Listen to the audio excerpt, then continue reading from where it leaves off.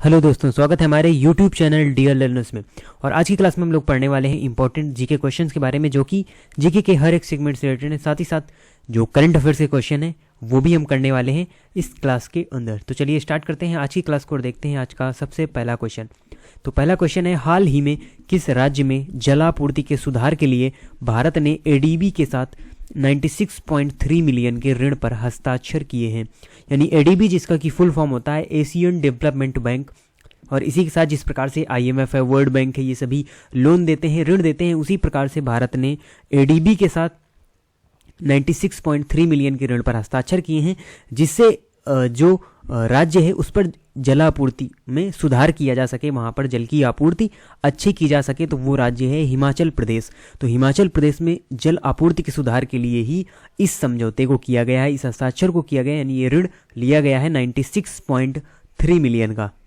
अगला क्वेश्चन है, हाल ही में नाविकों की सुगम आवाजाही के लिए भारत ने किस देश के साथ समझौता किया है, जिससे जो नाविक हैं उनकी सुगम आवाजाही बनी रहे। तो देखिए, समझौता करने की बात अगर आती है तो पाकिस्तान से समझौता बहुत ही रेयर केस है कि हो सके, क्योंकि आप जानते ही हैं पाकिस्तान को। अगला फिर इसमें सही आंसर होगा ईरान। तो भारत ने भी ईरान के साथ ये समझौता किया है नाविकों की सुगम आवाजाही से रिलेटेड। हाल ही में एससीओ रक्षा मंत्रियों की जो बैठक है वो यहाँ पर कहाँ हो रही है, आपको बताना है। जो एससीओ की समय बैठक चल रही है, रक्षा मंत्रियों की बैठक, वो कहाँ चल रही है, तो वो चल रही है ताशकंद में। तो ताशकंद में ही अभी रक्षा मंत्रियों की बैठक चल रही है, और हमारे देश के जो रक्षा मंत्री हैं राजनाथ सिंह, वो वहाँ पर इस समय मौजूद हैं।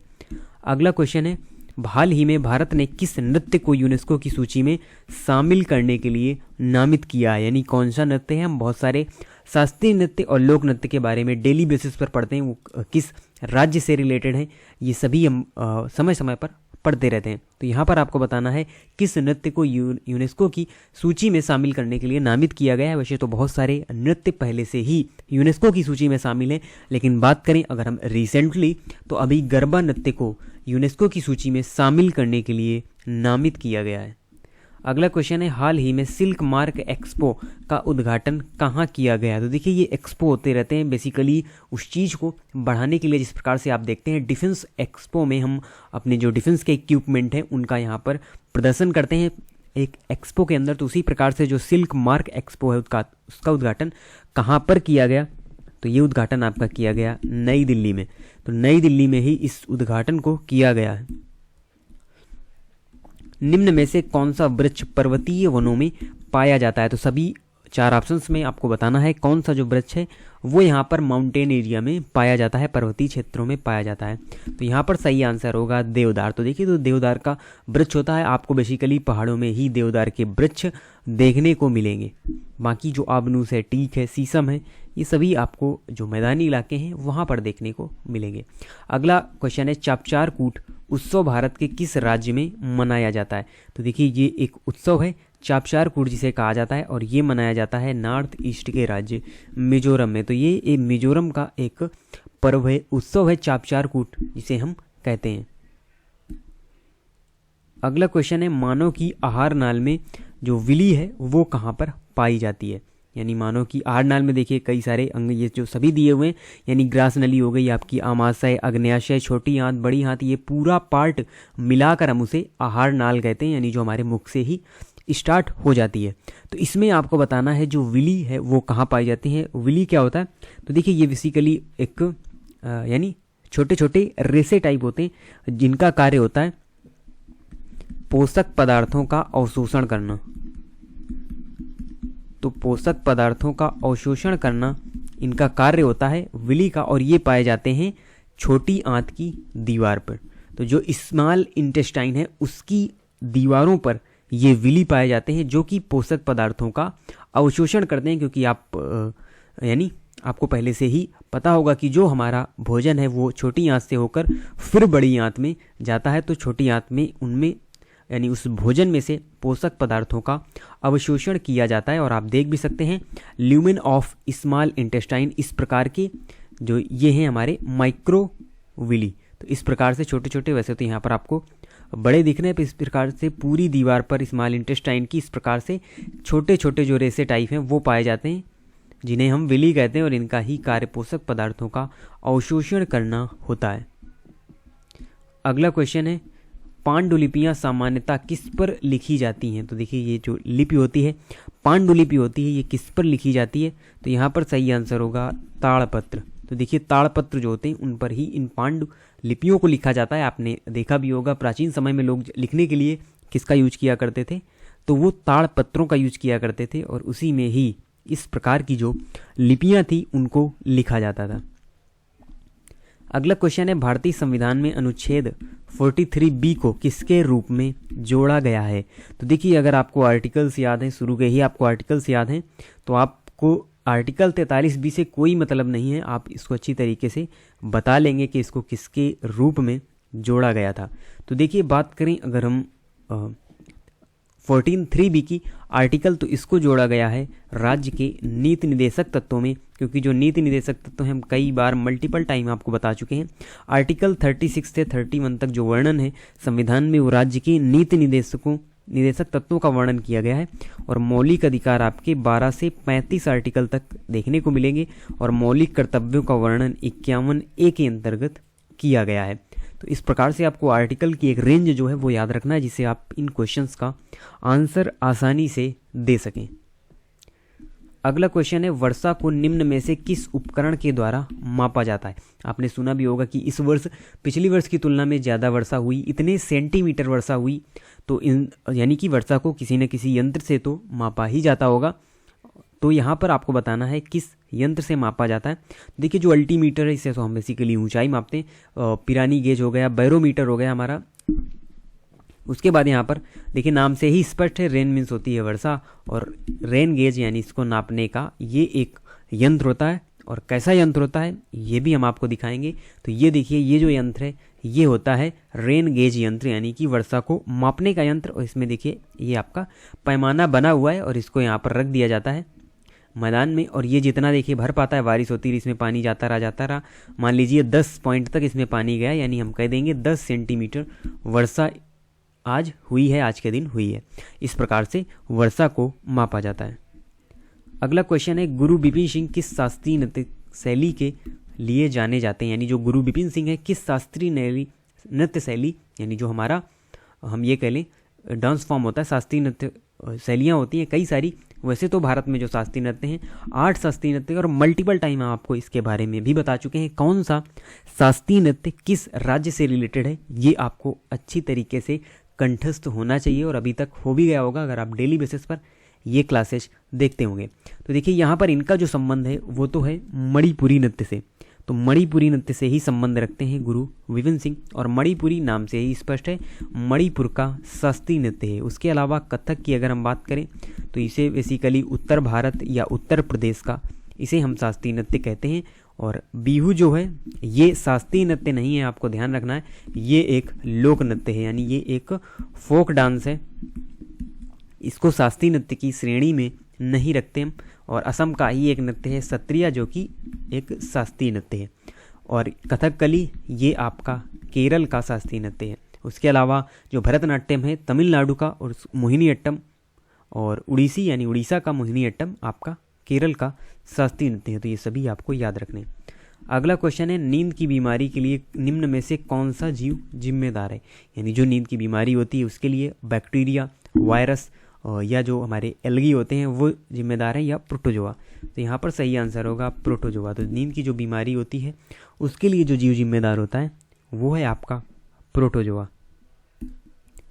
अगला क्वेश्चन है, खजुराहो के मंदिरों की किस शैली के उदाहरण है? तो देखिए एमपी के खजुराहो में जो मंदिर बने हुए हैं, जिनमें आपका कंदरिया महादेव मंदिर काफ़ी फेमस है, और खजुराहो के जो मंदिर है इनकी आपको शैली बतानी है। तो देखिए मंदिर की 3 शैली भारत में आपको बेसिकली मुख्यतः रूप से देखने को मिलेगी, जिनमें है नागर शैली, द्रविड़ शैली और बेसर शैली। तो देखिए जो नागर शैली के मंदिर हैं ये आपको देखने को मिलेंगे उत्तर भारत में, यानी उत्तर भारत के जो भी मंदिर बने हुए हैं वो आपके नागर शैली में बने हुए हैं। और दक्षिण भारत के जो मोस्टली मंदिर आपको देखने को मिलेंगे वो द्रविड़ शैली में बने हुए हैं। और जो बेसर शैली है ये दोनों का मिक्स रूप है, यानी मध्य भारत में बेसिकली जो इसके यानी हम ये कह लें जो भी इन दोनों शैलियों के मिश्रण से मंदिर बनाए गए उनको हम बेसर शैली के मंदिर कहते हैं, यानी बेसर शैली दोनों का मिश्रण होता है। और ये जो मंदिर बना है खजुराहो, क्योंकि एमपी भारत के उत्तर साइड में आपको देखने को मिलेगा, तो जो खजुराहो के मंदिर हैं वो मंदिर निर्माण की नागर शैली से निर्मित किए गए हैं। और अगर आपको ये पता है कि जो दक्षिण भारत का अगर कोई आपसे मंदिर पूछा गया है तो अगर आप यहाँ पर उसको द्रविड़ शैली के अंतर्गत रखेंगे। अगला क्वेश्चन है, भारत का प्रमुख लौह अयस्क निर्यातक बंदरगाह कहाँ स्थित है, जिससे जो लौह अयस्क है उसका निर्यात किया जाता है। तो ये यहाँ पर सही आंसर होगा गोवा पोर्ट। तो देखिए जो गोवा पोर्ट है उसी से लौह अयस्क का निर्यात किया जाता है, यानी भारत का लौह अयस्क निर्यातक जो बंदरगाह है वो गोवा है। सबसे शक्तिशाली चोल शासक राजा राज प्रथम किस ईस्वी में राजा बना था। तो देखिए एक चोल शासक है राजा राम प्रथम, और आपको बताना है किस ईस्वी में ये राजा बना था। तो होते हैं 985।